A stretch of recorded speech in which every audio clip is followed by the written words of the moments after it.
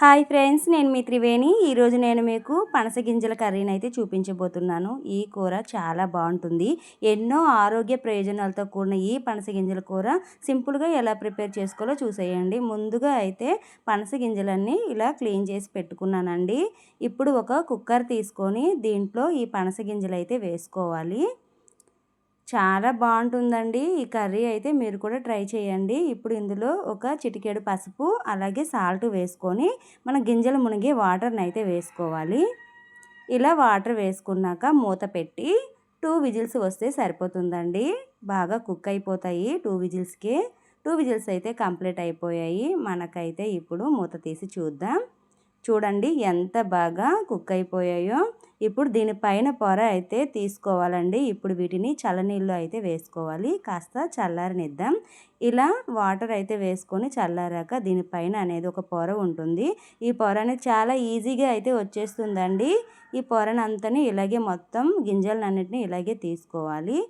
ఇలా తీసుకొని రెడీ చేసి పక్కన పెట్టుకున్నాక స్టవ్ మీద ఒక ప్యాన్ పెట్టుకొని మనకి తాలింపుకి సరిపోయే ఆయిల్ అయితే వేసుకొని 1/2 టీ స్పూన్ ఆవాలు అలాగే 1/2 టీ స్పూన్ జీలకర్రని వేసుకొని సన్నగా కట్ చేసి పెట్టుకున్న ఆనియన్ పచ్చిమిర్చిని అయితే వేసుకుంటున్నాను. ఇలా వేసుకొని దీన్ని ఒకసారి ఫ్రై చేసుకోవాలి. ఇలా ఒకసారి వేయించుకున్నాక కొద్దిగా కరివేపాకును అయితే వేసుకుందాం. కరివేపాకును వేసుకున్నాక ఒకసారి కలుపుకోవాలి. ఇలా కాస్త ఫ్రై అయ్యాక 1 స్పూన్ అల్లం వెల్లుల్లి పేస్ట్ని అయితే వేసుకోవాలి. అల్లం వెల్లుల్లి పేస్ట్ తాలింపులో కలిసేలాగా బాగా ఫ్రై చేసుకుందాం. ఇలా బాగా ఫ్రై అయ్యాక ముందుగానే 3 పెద్ద సైజు టమాటీని ప్యూరీ చేసుకున్నానండి. ఇలా ప్యూరీని అయితే తాలింపులో వేసుకోవాలి. ప్యూరీ వేసుకున్నాక తాలింపులో కలిసేలాగా బాగా ఇలా ఒకసారి కలుపుకోండి. ఇలా మొత్తం కలిపాక ఇందులో 1/2 టీ స్పూన్ పసుపును వేసుకుంటున్నాను. అలాగే 2 చెంచాల కారాన్ని అయితే వేసుకుంటున్నాను. అలాగే 1 స్పూన్ ధనియాల పొడి, 1 స్పూన్ జీలకర్ర పొడి, 1 స్పూన్ గరం మసాలా, అలాగే రుచికి సరిపడా సాల్ట్ అయితే వేసుకోవాలి. ఇప్పుడు వీటన్నింటినీ బాగా ప్యూరీలో కలిసేలాగా ఈ స్పైసెస్ అన్నీ కలుపుకోవాలండి. ఇలా బాగా కలుపుకున్నాక ఆయిల్ పైకి తేలే వరకు బాగా కుక్ చేసుకోవాలండి. ఇలా బాగా కలుపుకున్నాక ఆయిల్ ఇలా పైకి రిలీజ్ అయ్యే వరకు కుక్ చేసుకోవాలి. అడగంటకుండా కలుపుతూ ఉండండి. ఇలా బాగా ఆయిల్ పైకి రిలీజ్ అయ్యే వరకు కుక్ అయ్యాక ముందుగా మనం ఇలా ఉడికించుకొని పొట్టు తీసిన పనస గింజల్ని సగంకి కట్ చేసుకుని ఇందులో వేసుకుంటున్నానండి. మనం ఇలా సగంకి కట్ చేసుకుంటే స్పైసెస్ అన్నీ బాగా పడతాయి. ఇలా వేసుకొని బాగా కలుపుకోవాలి. వెమ్మటే వాటర్ వేయకండి. ఇలా ఒక 2-3 నిమిషాల పాటు ఉడికించుకుందాం. ఇలా బాగా 2-3 నిమిషాల తర్వాత ఒకసారి కలుపుకొని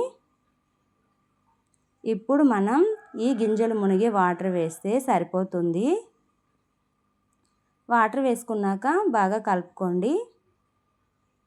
ఇప్పుడు దీన్ని హై ఫ్లేమ్లో ఉడికించుకోవాలి. 10 నిమిషాల్లో రెడీ అయిపోతుందండి.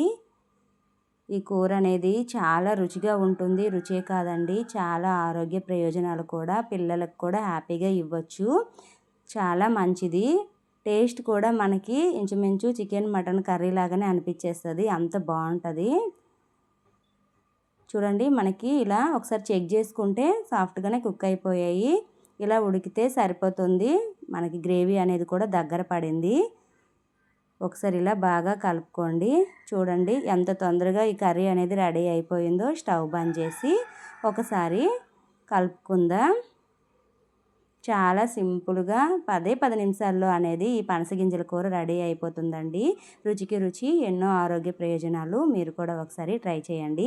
పనస గింజల్ని పనసపండు తిన్నాక వేస్ట్గా పడేయొద్దు. ఈ వీడియో మీకు నచ్చిందనే అనుకుంటున్నాను.